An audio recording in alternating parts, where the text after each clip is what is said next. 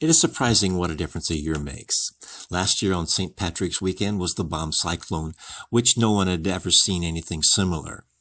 The economic impact was not isolated to this region, as other parts of the country also experienced similar hardship and physical damage. The irony is this current perfect storm, with the virus and economic downturn, is also something we have never seen before.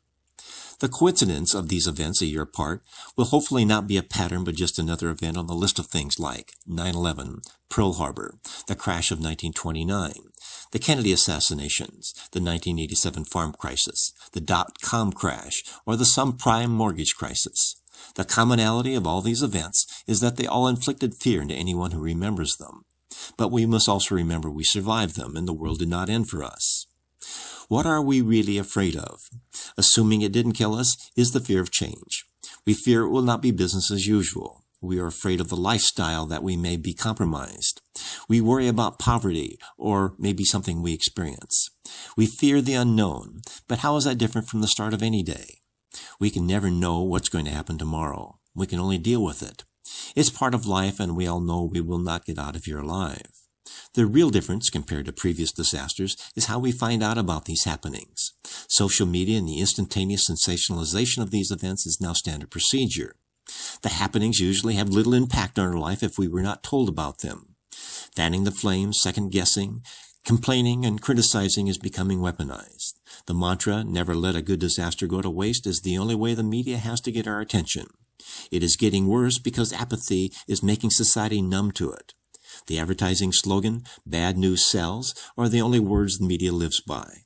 It's not to inform to make the world a better place, but only complain about it. Many of us would still find something to worry about if we didn't notice these events. We really fear losing those we love. We are living longer so that we have more memories to cherish, and we see more of our loved ones passing through this life before us. The saddest part is reminiscing about the things that are now gone, not appreciating them at the time. We regret not doing the things we should have done, or not to mention some of the things we did. We are told to live in the moment, but the present is always fleeting into the past before we are aware of what is happening right now. So in these times of extremes, remember these events are only reference points, which we use as an index to the memories in our life. The most important thing on our gravestone is the dash between the date of birth and the date of death.